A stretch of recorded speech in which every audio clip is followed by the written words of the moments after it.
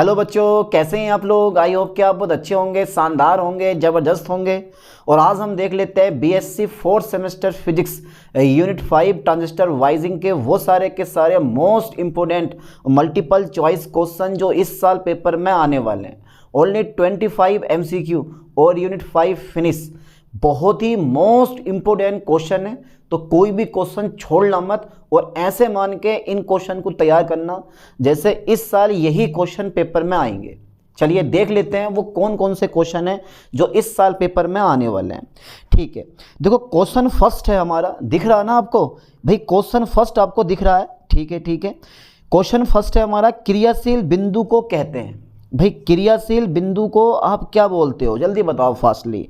देखो मौन बिंदु, गलनांक बिंदु, क्वथनांक बिंदु, इनमें से कोई नहीं। बहुत मोस्ट इंपोर्टेंट क्वेश्चन है ये, ठीक है। ये वो क्वेश्चन है जो भाई इस साल पेपर में आएगा, ठीक है। ये लाइन पे ध्यान देना, एक वेरी मोस्ट क्वेश्चन है। क्रियाशील बिंदु को कहते हैं। भाई क्रियाशील बिंदु को आप क्या बोलते हो, जल्दी बताओ। मौन बिंदु, गलनांक बिंदु, क्वथनांक बिंदु, इनमें से कोई नहीं। अगर आपने थ्योरी पढ़ रखी है तो आप 100% इस क्वेश्चन का आंसर बिल्कुल सही सही बताओगे, वरना धूल में लठ मारोगे। अगर सही जगह लगा तो ठीक है, नहीं लगा तो गलत है। तो ए नंबर है इसका राइट ऑप्शन। मौन यानी कि क्रियाशील बिंदु को आप क्या बोलते हो, मौन बिंदु कहते हो, ठीक है। चलिए मैं आगे बढ़ाता हूँ। क्वेश्चन नंबर सेकेंड है हमारा। भाई क्वेश्चन नंबर सेकेंड है, लोड रेखा तथा आईसी। हाँ एक चीज़ और है, ये जो आईसी और VCE देख रहे हो ना, इसके बीच में गैप होता है, ऐसे लिखा जाता है ये IC, ठीक है। गैप होता है बीच में VCE, ठीक है। ये ऐसा करके। अब यहाँ पर IC क्या है, इसको बोलते हैं कलेक्टर करंट। और IC क्या है, ये होता है कॉमन यानी कि कलेक्टर एमीटर वोल्टेज। ध्यान देना, कलेक्टर एमीटर वोल्टेज होता है और एक होता है हमारा कलेक्टर करंट। तो IC एंड VCE अभिलाक्षणिक वर्ग के कटान बिंदु को कहते हैं शांत बिंदु, Q बिंदु और कार्यकारी बिंदु या उपर्युक्त सभी। देखो Q पॉइंट से या ऑपरेटिंग पॉइंट से, ठीक है, हर साल एक ना एक क्वेश्चन पेपर में फंसता है। इसीलिए Q पॉइंट का अगर कोई भी, ठीक है, क्वेश्चन आपको पेपर में दिखाई दे तो छोड़ना मत, करके जरूर आना और अपने मॉडल पेपर में टिक लगा देना Q पॉइंट का। चलिए देखते हैं तो राइट ऑप्शन कौन सा है। देखो उसमें लगा हुआ है उपर्युक्त सभी। शांत बिंदु भी कहते हो आप, Q बिंदु भी कहते हो आप और कार्यकारी बिंदु भी कहते हो आप, ठीक है, उपर्युक्त सभी। चलिए अब आगे देखते हैं। अच्छा, ऑपरेटिंग पॉइंट को यह भी कहा जाता है, यह हमारा प्रचालन बिंदु। देखो ऑपरेटिंग पॉइंट, Q पॉइंट, कार्यकारी बिंदु, इन सब में से 2 या 3 क्वेश्चन पक्का फंसेंगे। चलिए ऑपरेटिंग पॉइंट को यह भी कहा जाता है, क्या कहा जाता है, क्या नाम है, यानी कि संतृप्त बिंदु कहा जाता है, संतप्त बिंदु कहा जाता है, निष्क्रिय बिंदु कहा जाता है, या इनमें से कोई नहीं। क्या मानना है आपका? अरे क्या मानना है आपका? सर मानना तो बहुत कुछ है, मानते मानते जमाना हो गया है भाई। तो इसको बोला जाता है संतृप्त बिंदु। प्रचालन बिंदु को ये भी कहा जाता है, तो प्रचालन बिंदु को आप संतृप्त बिंदु भी कह सकते हो। ओके डन, पक्का समझ में आ रहा है। 3 क्वेश्चन हो गए हमारे। चलिए अब आगे देखते हैं। अच्छा, ट्रांजिस्टर के कॉमन एमीटर विन्यास में क्षरण धारा है, लीकेज करंट जिसे बोलते हैं। कॉमन एमीटर है ये CE, कॉमन एमीटर। ट्रांजिस्टर के कॉमन एमीटर विन्यास में क्षरण धारा है, लीकेज करंट क्या होता है भैया, हमेशा ध्यान देना। जितना ताप बढ़ाओगे लीकेज करंट उतना बढ़ेगा, और जितना लीकेज करंट बढ़ेगा, ठीक है, ट्रांजिस्टर की स्टेबिलिटी उतनी कम होगी। समझ गए इस चीज़ को। और हमें क्या करना होता है, स्टेबिलिटी बढ़ानी होती है, फिक्स रखनी होती है। उसके लिए ऑपरेटिंग पॉइंट को आप फिक्स करते हो। जब आप थ्योरी पढ़ोगे, ठीक है, ट्रांजिस्टर वाइजिंग में, तो बड़ा मज़ा आएगा और उसके अकॉर्डिंग आपको ये ऑब्जेक्टिव क्वेश्चन में भी बड़ा अच्छा लगेगा। अरे यार, यूनिवर्सिटी ने आपसे ये नहीं कहा है कि आप थ्योरी मत पढ़ो, कहता है थ्योरी पढ़ो, थ्योरी पढ़ के MCQ करो। अब बच्चे ऐसे हो गए हैं आजकल के, बोले मॉडल उठाओ और भैया ले MCQ वाइज पेल दिया रख के। थ्योरी पढ़नी बहुत जरूरी है, इससे आपकी नॉलेज बढ़ेगी। चलिए आगे देखते हैं। तो क्वेश्चन नंबर 3 का राइट ऑप्शन संतृप्त बिंदु होता है, ये ध्यान देना। ये मैंने टिक लगा दिया, अब एक बार और लगा रहा हूँ। क्वेश्चन नंबर 4 है हमारा, ट्रांजिस्टर C का विन्यास होता है, ताप बढ़ाने पर क्या होती है, हमेशा बढ़ती है। C नंबर है, ताप के बढ़ने पर क्या होती है, बढ़ती है। याद कर लो, ताप के बढ़ने पर क्या होती है, बढ़ती है, इसका राइट ऑप्शन है। ओके, संग्राहक आधार क्षरण धारा ICVO, ठीक है, संग्राहक आधार क्षरण धारा ICVO उच्च होती है जब, तो मैंने आपको बता दिया कि क्षरण धारा तभी उच्च होगी जब टेम्परेचर आपका बढ़ेगा। टेम्परेचर उच्च हो जाएगा तो संग्राहक यानी कि तो आपका ICVO भी क्या हो जाएगा, तुम्हारे पास उच्च हो जाएगा। आजकल तो शॉर्ट में ICVO को ICO बोल दिया गया, ठीक है। चलिए इसको ए नंबर लगाओ। ताप उच्च होता है, यानी कि संग्राहक आधार क्षरण धारा ICVO उच्च होती है जब ताप कैसा होता है, उच्च होता है।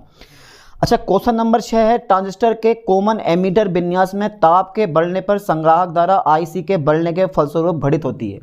मैंने क्या बोला था, थर्मल स्टेबिलिटी की घटना, बिल्कुल राइट ऑप्शन है। आरोपित सिग्नल का विरूपण, आरोपित सिग्नल का कर्तन, इनमें से कोई नहीं, तो ए नंबर पे टिक लगा दो, उसमें अस्थिरता की घटना। ठीक है, यानी कि जितना ज़्यादा संग्राहककरण बढ़ेगा, ठीक है, उतना जो है जो आपके पास ये होगा ना, उसमें यानी कि उसमें अस्थिरता यानी क्या बोलते हैं, थर्मल स्टेबिलिटी कम होगी। ठीक है, ध्यान देना। चलिए आगे देखते हैं। क्वेश्चन नंबर 7, ट्रांजिस्टर में दिश धारा कंडीशन यानी कि DC कंडीशन का प्रयोजन है। क्या लग रहा है आपको इस क्वेश्चन नंबर 7 जो हमें दिखाई दे रहा है ना, ये जो क्वेश्चन नंबर 7 हमें मंद मंद मुस्कुराता हुआ दिखाई दे रहा है, हंसता हुआ, ठीक है, हंसता हुआ नूरानी चेहरा। जल्दी बताओ, ट्रांजिस्टर में दिश धारा कंडीशन का प्रयोजन है प्रचलन बिंदु को स्थापित करना, संग्राही को अग्र अभिनत करना, उत्सर्जक के को पश्च अभिनत करना, या इनमें से कोई नहीं।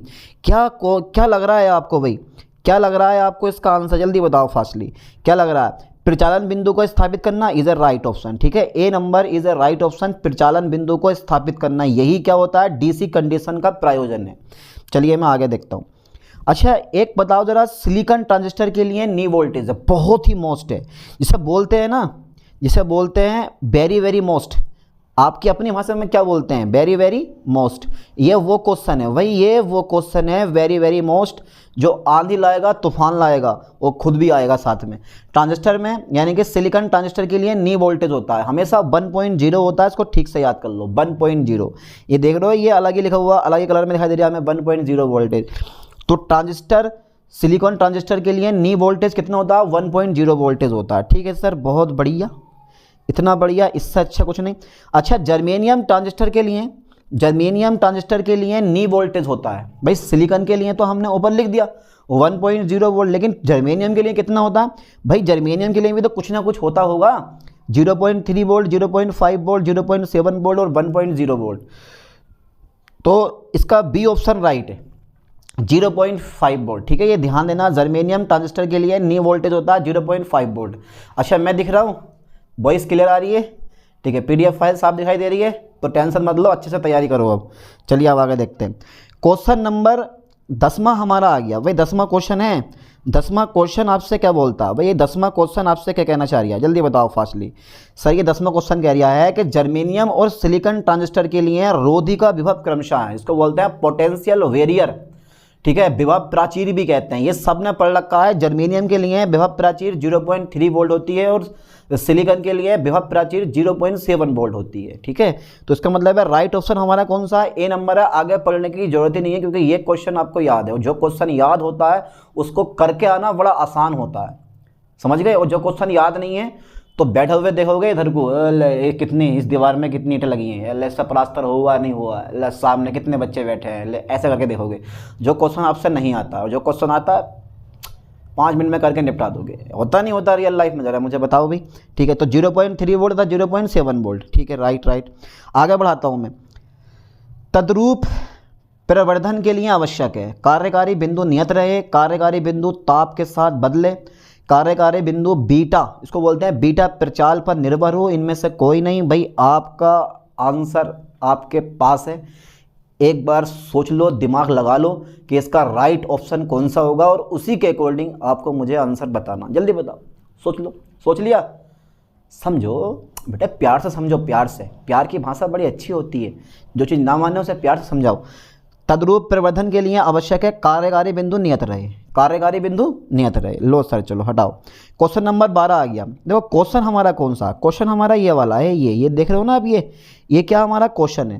ट्रांजिस्टर वाइजिंग में स्थायित्व गुणांक S होता है, ट्रांजिस्टर वाइजिंग में स्थायित्व गुणांक S होता है संग्राहक धारा और ICVO में। ठीक है, अनुपात को हम क्या बोलते हैं, ट्रांजिस्टर यानी कि स्टेबिलिटी फैक्टर बोलते हैं। देखो कहाँ पर है, ये आएगा डेल्टा IC। ठीक है, संग्राहक धारा में परिवर्तन तथा ICVO में परिवर्तन के अनुपात को हम क्या बोलते हैं, स्टेबिलिटी फैक्टर कहते हैं। इसे कैपिटल S से दर्शाते हैं। अच्छा, सो क्या करता है ये, शो क्या करता है ये, अरे यार ताप के प्रति बिहेव को शो करता है। सी नंबर पे टिक लगाओ, सी नंबर पे टिक लगाओ, ठीक है। चलिए, यानी कि जब ICBO में परिवर्तन होगा तो उसके अकॉर्डिंग IC में कितना परिवर्तन होगा, ये बताता है आपको स्टेबिलिटी फैक्टर, ठीक है। ठीक है सर, हो गया, बहुत बढ़िया क्वेश्चन है यार ये। क्वेश्चन नंबर 13 आ गया। क्वेश्चन कौन सा है हमारा, ये रहा क्वेश्चन हमारा, ये रहा। ये क्या है हमारा भाई, क्वेश्चन है Q बिंदु पर प्रचाल बीटा के प्रभाव को व्यक्त करने वाली राशि बीटा सुग्राहित K बीटा को दिया जाता है। तो K beta equal to 1 upon beta delta IC upon delta IB, K beta equal to beta delta IC upon delta IB, K beta equal to 1 upon beta delta IB upon delta IC। और फिर तुम्हारे पास D number है K beta equal to beta delta IB upon delta IC। क्या हुआ भैया, इसका answer का ना पता का, जल्दी बताओ जरा, दिमाग लगाओ, कौन सा आंसर होगा बेटा। बी नंबर इसका राइट ऑप्शन है, देखो ब्लैक में कर रखा है, बी नंबर इसका राइट ऑप्शन है, ठीक है, बहुत बढ़िया। और इस साल का सबसे मोस्ट इंपोर्टेंट क्वेश्चन आपको बता दूं मैं कौन सा है, बोलो बता दो, जोर से बोलो, बोलो बता दो कौन सा है। क्वेश्चन नंबर 14, स्टेबिलिटी फैक्टर के लिए व्यापक व्यंजक है। भाई ये जो फॉर्मूला है ना, ये इस साल आएगा 2025 आपका एग्जाम पेपर जहां भी आप दे रहे हो, इस क्वेश्चन को उठा के देख लेना, सर ये क्वेश्चन आपने बताया था और ये हमारे पेपर में आ गया। यही वो क्वेश्चन है जिसके लिए आप मारामारी कर रहे हो। एक क्वेश्चन पक्का, एक क्वेश्चन पक्का। स्थायित्व गुणांक के लिए व्यापक व्यंजक है, स्थायित्व गुणांक के लिए सर व्यापक व्यंजक है, हमें ना पता कौन सा व्यंजक है। देखो ब्लैक में हुआ है S equal to beta plus 1 upon 1 minus beta delta यानी कि DIB अपॉन DIC। तो बेटा ये जो ए नंबर देख रहे हो ना, इसका ए नंबर, ये बहुत ही मोस्ट इंपोर्टेंट क्वेश्चन है। इसका राइट ऑप्शन क्या है, ए है, यानी कि S इक्वल टू ध्यान देना, S equal to beta plus 1 upon 1 minus beta DIB upon DIC, ठीक है। हो गया कंप्लीट, याद हो गया, समझ गए, दिक्कत तो नहीं पड़ी कोई। अरे यार कैसे पढ़ सकती जब मैं आपके साथ हूं, तो दिक्कत वाली कोई बात ही नहीं है। चलिए आगे देखते हैं, ठीक है। ये क्वेश्चन याद करके लेके जाना, ये क्वेश्चन याद करके लेके जाना, समझ के लेके जाना, फॉर्मूला याद कर लो, S equal to beta plus 1 upon 1 minus DIB upon DIC। चलिए बीटा, ठीक है, ओके, हटाओ, आगे बढ़ाता हूँ मैं। क्वेश्चन नंबर 15 आ गया हमारा, दिख रहा है ना क्वेश्चन 15, ठीक है। CB परिपथ का स्थायित्व गुणांक होता है, CB कॉमन बेस परिपथ का स्थायित्व गुणांक होता है, जल्दी बताओ कितना होता है। यानी कि CB कॉमन बेस परिपथ का स्थायित्व गुणांक होता है, भाई कितना होता है यार, गुरुजी बता दो यार, गुरुजी कितना होगा सर। इसका बी नंबर होगा, ठीक है, B number is A right option, ठीक है, B number is A right option. भाई ध्यान देना है, ये भाई ध्यान देना है तुमको, ठीक है, ये ध्यान देना है तुमको। इसका राइट ऑप्शन कौन सा है, एक है, ठीक है। तो CB परिपथ का स्थायित्व गुणांक होता है। क्वेश्चन हमारा ये रहा कि यार CB परिपथ का स्थायित्व गुणांक होता है, आप बोलोगे कितना होता है, 1 होता है, कितना होता है, 1 होता है। CB मतलब common base, common base circuit का स्टेबिलिटी फैक्टर कितना होता है, 1 होता है, ठीक है। चलिए आगे बढ़ाता हूँ मैं, आगे बढ़ा दो sir, sir sir sir sir sir आगे बढ़ा दो। चलो क्वेश्चन नंबर 16 है हमारा। भाई क्वेश्चन नंबर 16 देखो, CE परिपथ का स्थायित्व गुणांक होता है, कॉमन एमीटर परिपथ का स्थायित्व गुणांक होता है। तो यार क्वेश्चन छोटा भी है और मोस्ट भी है, तो ऐसे क्वेश्चन पेपर में ज़्यादा पूछते हैं। कोई लेंथी क्वेश्चन आपसे नहीं पूछा जाएगा, कोई ऐसा क्वेश्चन आपसे नहीं पूछा जाएगा जो आपका दिमाग घुमा के रख दे, ठीक है। आप BSc 4 सेमेस्टर फिजिक्स का पेपर दोगे, ना कि आप IAS IPS का, जो आपका दिमाग घूमेगा। सिंपल सा पेपर बना के देगा, आराम से कर दोगे। प्रैक्टिस मैक्स से मैन परफेक्ट, जितनी प्रैक्टिस करोगे इतना आपको फायदा होगा, प्रैक्टिस नहीं करी किसी काम का नहीं है, ठीक है, ओके। तो CE परिपथ का स्थायित्व गुणांक होता है, ध्यान देना, 1 बीटा, बी नंबर पे बीटा है, सी नंबर है बीटा प्लस 1 है, डी नंबर पे 0 है। तो इसका जो राइट ऑप्शन है बेटे वो कौन सा होगा, बीटा होगा, ठीक है, यानी कि बीटा प्लस 1 होगा। सी नंबर है बीटा प्लस के 1, ओके, बोलो ओके, ठीक है। अच्छा क्वेश्चन नंबर 17 हमारा आ गया, बाइजिंग स्थिरीकरण की आवश्यकता नहीं होती है। अरे यार बाइजिंग, देखो कॉमन, जब कोई भी ट्रांजिस्टर कॉमन बेस होता है ना, तो उसकी स्टेबिलिटी सबसे ज़्यादा होती है, ठीक है। तो यहाँ पर एक चीज़ चेक कर लो कि बाइजिंग स्थिरीकरण की आवश्यकता नहीं होती है। ऐसी कौन सी चीज़ है जिसमें बाइजिंग स्थिरीकरण की आवश्यकता नहीं होती है, तो सर वो एक ही चीज़ है, वो है कॉमन बेस परिपथ। इस चीज़ को ध्यान देना, कॉमन बेस परिपथ जो होता है ना, इस कॉमन बेस परिपथ में बाइजिंग स्थिरीकरण की आवश्यकता नहीं होती है। इस पॉइंट को भी विशेष तौर पे ध्यान देना भाई, बहुत ही ज़रूरी पॉइंट है ये वाला, ठीक है। बाइजिंग स्थिरीकरण की आवश्यकता नहीं होती है कॉमन बेस परिपथ में, काय में, कॉमन बेस परिपथ में, ठीक है सर। हमारे याद हो गया, क्वेश्चन भी समझ गए इस क्वेश्चन को। क्वेश्चन 18 है, स्थायित्व गुणांक एस का आदर्श मान या अल्पतम मान होता है। वही स्थायित्व गुणांक एस का आदर्श मान या अल्पतम मान कितना होना चाहिए? बहुत ज़्यादा, ठीक है, मोस्ट इंपोर्टेंट क्वेश्चन है ये वाला, बहुत ज़्यादा मोस्ट इंपोर्टेंट क्वेश्चन है, ठीक है। छोड़ना मत, ये क्वेश्चन आंधी तूफान लाएगा। स्थायित्व गुणांक एस का आदर्श मान या अल्पतम मान होता है, हमेशा याद करो, S equal to 0, S equal to 1, S is less than to 1 and S is greater than to 1। तो इसका वी नंबर राइट है। एस का मान हमेशा कितना होता है? कम से कम 1 होता है, या फिर आदर्श मान भी इसका कितना होता है? 1 होता है। चलिए मैं आगे देखता हूँ। ओके सर, ओके आगे बढ़ा। क्वेश्चन नंबर 19 आ गया हमारा, दिख रहा है ना क्वेश्चन नंबर 19, ठीक है। ट्रांजिस्टर में अनुचित वायसन का परिणाम है। ट्रांजिस्टर में अनुचित वायसन का परिणाम है यार, ट्रांजिस्टर में अनुचित वायसन का परिणाम है क्या है? संग्राहक पर अत्यधिक ऊष्मा का जनन, निर्गत सिग्नल में विरूपण, लोड रेखा की गलत स्थिति और उत्सर्जक टर्मिनल पर भारी लोडिंग। यार 4 ऑप्शन है, चारों के चारों सही लगते हैं, एक ऑप्शन आपको चुनना है। तो ट्रांजिस्टर में अनुचित वायसन का परिणाम नहीं यार, है अनुचित वायसन, तो देखें कौन सा है? संग्राहक पर अत्यधिक ऊष्मा का जनन, तो इसका ना सी नंबर राइट है, इसमें सी नंबर पे टिक लगा हुआ है। लोड रेखा की गलत स्थिति, ठीक है, ये लाइन पे ध्यान देना, लोड रेखा की गलत स्थिति। भाई ये जो तुम देख रहे हो ना, इस क्वेश्चन का राइट ऑप्शन, ये जो तुम देख रहे हो उसका राइट ऑप्शन कौन सा है? ये वाला, ठीक है, लोड रेखा की गलत स्थिति, ठीक है। कर लोगे ना कवर? ठीक है सर आप कहो तो अभी कवर कर लें, ये तो दिमाग में फंस गए, छप गए हैं भाई। अच्छा क्वेश्चन नंबर 20 बेटा, क्वेश्चन नंबर 20, ट्रांजिस्टर प्रवर्धक का शक्ति लाभ अधिकतम होता है। ट्रांजिस्टर प्रवर्धक का शक्ति लाभ सिर्फ एक ही चीज़ में अधिकतम होता है, और वो होता है कॉमन एमीटर में। ट्रांजिस्टर वाइजिंग यूनिट 5 में जितने भी आप ट्रांजिस्टर पढ़ोगे वो सब कॉमन एमीटर होते हैं, क्योंकि उनका जो करंट गेन होता है, उनका जो पावर गेन होता है, वो सब क्या होता है? मैक्सिमम होता है। इसीलिए कॉमन एमीटर सर्किट का यूज़ किया जाता है हर एक ट्रांजिस्टर में, लगभग सभी जगह। कहीं कोई एग्जाम्पल पड़ गया कॉमन कलेक्टर का या फिर कॉमन बेस का ना, तो सब में कॉमन एमीटर ही लिया जाता है, क्योंकि पावर जो होती है ना इसकी, यानी कि जो उसका पावर गेन होता है, करंट गेन होता है, वो हाई होता है। तो सी विन्यास में, ठीक है, लाइन पे ध्यान देना, कॉमन एमीटर विन्यास में, कॉमन बेस में नहीं, कॉमन कलेक्टर में नहीं, कॉमन एमीटर में इसका यूज होता है, ठीक है। ट्रांजिस्टर प्रवर्धक का शक्ति लाभ अधिकतम होता है कॉमन एमीटर विन्यास में, ट्रांजिस्टर प्रवर्धक का शक्ति लाभ होता है। ट्रांजिस्टर प्रवर्धक एम्पलीफायर, मैं तेरा एम्पलीफायर, वो वाला सॉन्ग सुना है आपने? एम्पलीफायर करता है सिग्नल की स्ट्रेंथ और पावर, यानी कि सिग्नल की पावर बढ़ा देता है, ठीक है। एक इतने बड़े सिग्नल को इतना बड़ा कर देता है, समझ गए? यही होता है सिग्नल, वो भी बिना आकार परिवर्तन करे, ठीक है। चलिए मैं आगे देखता हूँ। अच्छा ट्रांजिस्टर प्रवर्धक का शक्ति लाभ अधिकतम होता है कॉमन एमीटर विन्यास में। कला व्युत्क्रमण संभव है, किस विद्या में संभव है? सीबी विद्या में, कॉमन कलेक्टर विद्या में, कॉमन एमीटर विद्या में, सीबी व सीसी दोनों विद्याओं में। तो उसका राइट ऑप्शन है बेटे कॉमन एमीटर विद्या में कला व्युत्क्रमण संभव है। कला व्युत्क्रमण जो संभव होता है वो सिर्फ एक ही चीज़ में होता है, और वो होता है कॉमन एमीटर विद्या में, ठीक है। लाइन पे ध्यान देना, कॉमन एमीटर में जो होता है, कॉमन एमीटर विद्या में कला व्युत्क्रमण संभव है, ठीक है सर, मान गए सर आपको। अच्छा क्वेश्चन 22 है, कॉमन बेस यानी कि कॉमन बेस विद्या में ट्रांजिस्टर का धारा लाभ होता है। कॉमन बेस है ना, ये ध्यान देना, ये कॉमन एमीटर नहीं है, कॉमन बेस है, तो यहाँ धारा लाभ चेंज होगा, ठीक है। 1 से कम होता है, 1 से अधिक होता है, 1 होता है, ये 0 होता है। जल्दी बता दो सर, ऐसा होता है। कॉमन बेस विद्या में ट्रांजिस्टर का धारा लाभ होता है, 1 से कम होता है, 1 से अधिक होता है, 1 होता है या 0 होता है। अरे यार कितना होता है बेटा? 1 से हमेशा कैसा होता है? कम होता है। कॉमन बेस विद्या में ट्रांजिस्टर का धारा लाभ हमेशा 1 से कम होता है, ठीक है। हो जाएगा यार कि कॉमन बेस विद्या में ट्रांजिस्टर का धारा लाभ 1 से कम होता है, इसको याद कर लो, ठीक से।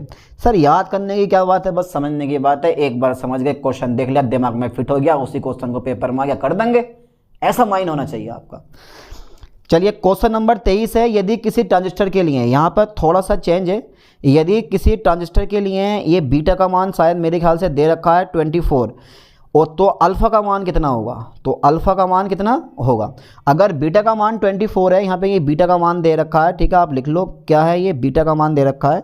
आप लिख सकते हो कि अगर किसी ट्रांजिस्टर में बीटा का मान 24 है तो अल्फ़ा का मान कितना होगा। भाई यदि किसी ट्रांजिस्टर में बीटा का मान 24 है तो अल्फ़ा का मान कितना होगा। अब अल्फ़ा और बीटा में एक कनेक्शन होता है, ये आपको याद होगा। उसके अकॉर्डिंग जब निकालोगे तो उसका राइट ऑप्शन कौन सा आएगा, सी नंबर आएगा 0.96। ठीक है, am right, okay okay sir. चलिए आगे देखते हैं इस चीज़ को। यहाँ पे ये बीटा का मान 24 है, अल्फ़ा का मान निकालना, क्वेश्चन थोड़ा गलत लिखा गया। चलिए क्वेश्चन नंबर 24 है, ट्रांजिस्टर में सबसे बड़ा टर्मिनल है। भाई बहुत इंपॉर्टेंट क्वेश्चन है, ट्रांजिस्टर में सबसे बड़ा, ठीक है, सबसे बड़ा ट्रांजिस्टर में सबसे बड़ा टर्मिनल कौन सा होता है। तो एक ही क्वेश्चन है, ट्रांजिस्टर में सबसे बड़ा टर्मिनल होता है, आधार होता है, उत्सर्जक होता है, संग्राहक होता है, या इनमें से कोई नहीं। तो भाई क्या होता है, क्या होता है इसका राइट ऑप्शन, यानी कि सी नंबर होता है संग्राहक। संग्राहक क्या होता है, ठीक है, सबसे बड़ा टर्मिनल जो होता है ना वो संग्राहक होता है। किसका, ट्रांजिस्टर में सबसे बड़ा टर्मिनल कौन सा होता है, संग्राहक होता है। ठीक है, यहाँ के बाद यानी कि यूनिट 5 से यूनिट 8 तक बहुत कम डेरिवेशन है। टोटल क्या है हमारा, टोटल जो है थ्योरी बड़ी पड़ी है, ट्रांजिस्टर, एम्पलीफायर, सर्किट्स, ऑसिलेटर्स, ठीक है, और ऑप्टिकल फाइबर्स, कोई डेरिवेशन नहीं है, नॉर्मल फिजिक्स है, बड़ी अच्छी वाली। चलिए क्वेश्चन नंबर देख लेते हैं अब 25वां। क्वेश्चन नंबर 25वां, यहाँ पर जो है थोड़ी सी मिस्टेक हुई है, ये कुछ नहीं है, ठीक है, ये जो है ना ये देख रहे हो ये कुछ नहीं है। तो क्वेश्चन 25 है, एक ट्रांजिस्टर में अगर अल्फ़ा का मान 0.9 है, ये अल्फ़ा का मान दे रखा, तब बीटा का मान क्या होगा। एक ट्रांजिस्टर में अल्फ़ा का मान 0.9 है, तब बीटा का मान क्या होगा। अरे मेरे दोस्तों क्या होगा सर, आप तो बड़े महान हैं, महान के भी महान हैं। तो डी नंबर क्या है सर, राइट ऑप्शन 9.0। अगर एक ट्रांजिस्टर में अल्फ़ा का मान 0.9 है तब बीटा का मान कितना होगा, 9.0 होगा। कुल कितने क्वेश्चन हो गए। अब बाकी जो है क्वेश्चन नंबर 26 से और क्वेश्चन नंबर 35 तक, ठीक है, वो आपको खुद से करने हैं घर से, डॉट डॉट डॉट डॉट। ये क्या आपका होमवर्क है, अपना मॉडल उठा लो। कुछ बच्चे तो इतने भयंकर वाले होते हैं, ठीक है, कि मॉडल ही नहीं खरीदते हैं, बोले लाओ यूट्यूब की वीडियो उठाओ और पढ़ लो। लेकिन ये क्वेश्चन 26 से 35 तक इस यूनिट के ये आपके लिए हैं। आप अच्छे अच्छे क्वेश्चन देख लो मॉडल के और 10 क्वेश्चन नोट्स करोगे, यार ये वाले 10 क्वेश्चन और मोस्ट होने चाहिए थे, ठीक है, और उन 10 क्वेश्चन की अच्छे से प्रिपेयर कर लो, ठीक है। बाकी तो 25 क्वेश्चन यही है, लगभग पेपर इन्हीं में से बनेगा। मान लो बाई चांस नहीं आए तो आपको 26 से 35 तक यानी कि 10 क्वेश्चन अपने पास से प्रिपेयर करने हैं। बोलो करोगे इतना काम, बोलो जय हिंद जय भारत। ठीक है, चलिए कर लो, तैयार कर लो, ये क्वेश्चन पढ़ लो। मिलते हैं नेक्स्ट वीडियो में, थैंक्स।